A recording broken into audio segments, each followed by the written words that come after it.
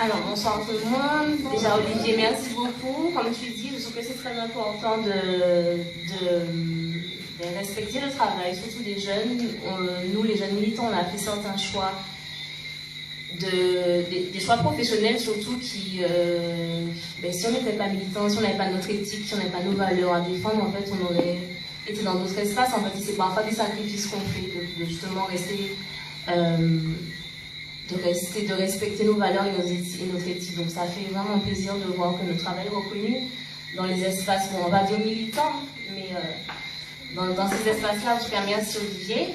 Joey, tu es en train de filmer, mais j'aurais voulu que tu sois à côté de moi pour pouvoir parler d'Edwin, parce que Joey fait un travail qui est aussi considérable. Edwin, il y a énormément de choses qui se passent avec lui, c'est un frère qui est enfermé injustement, et il y a souvent des procès, des audiences auxquelles je n'ai pas le temps d'assister à toutes. Mais Joey, lui, il est présent à chaque fois qu'il y a quelque chose qui se passe. Joey est présent pour Edwin et pour ça je veux le remercier parce que c'est lui qui nous donne du coup les updates sur les procès, et à chaque fois on est assez pas choqué parce que quand on a commencé ce combat-là, on savait très bien, donc on rentrait, on savait très bien ce qui nous attendait. Mais c'est extrêmement épuisant justement de voir comment Edwin est traité parce qu'en fait ils le retiennent.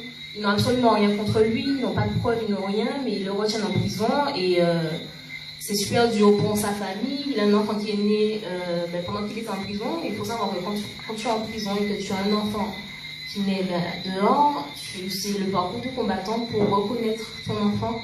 Et quand tu ne peux pas reconnaître ton enfant, il n'y a pas de droit de visite en fait. Donc depuis qu'il est en prison, son enfant est né, il n'a toujours pas vu. Et c'est super dur pour sa mère, pour la mère de l'enfant qui est aussi très jeune, qui essaie de s'en sortir, mais en fait c'est toutes sortes de choses, c'est pas juste Edwin qui est enfermé, ça a un impact sur sa famille, sur tout ça. Donc Olivier, merci, a mis une tirelire au fond de la pièce là pour pouvoir justement venir en aide à Edwin, à sa famille. Il y a déjà énormément de personnes qui ont donné sur internet et pour ça merci. Edwin, c'est l'un des plus grands guerriers que j'ai vu en fait ici en Martinique. Il est extrêmement beaucoup plus jeune que moi, je pense qu'il a 10 ans moins que moi, mais pourtant il a une lucidité sur la Martinique, en fait, la façon dont les choses fonctionnent, et c'est pour ça qu'il est aussi fort d'ailleurs en prison, parce que quand on le rencontre, j'ai eu la chance de le croiser dernièrement, ça fait plus d'1 an qu'il est enfermé, et c'est lui qui me dit « tu lâches rien, Jay ». Et ça m'a choqué parce qu'en fait, si quelqu'un ne doit pas lâcher, c'est lui en fait. Et c'est lui qui est enfermé, qui me donne de la force, alors que moi je suis là, je peux travailler, je peux subvenir aux besoins de ma famille. Et lui, je sais qu'il aimerait pouvoir faire ça, mais qu'il ne peut pas. Parce que les béquets, on ne va pas sentir, on portait plainte contre lui, et c'est les béquets qui font en sorte qu'il reste en prison aujourd'hui. Donc, merci pour toutes les personnes qui lui viennent en aide. Merci Joey pour le travail que tu fais aussi. Et j'ai un peu la boule dans la gorge, mais parce qu'en fait, on est fatigué en fait. Ça fait un peu trop longtemps que ça dure et avec les avocats, on a déjà épuisé tous les recours possibles et en fait, parler du système colonial en Martinique, parler de l'injustice, ça c'est quelque chose, mais l'expérimenter comme ça et voir un jeune de même pas 20 ans en fait sacrifier comme ça, c'est... C'est ça.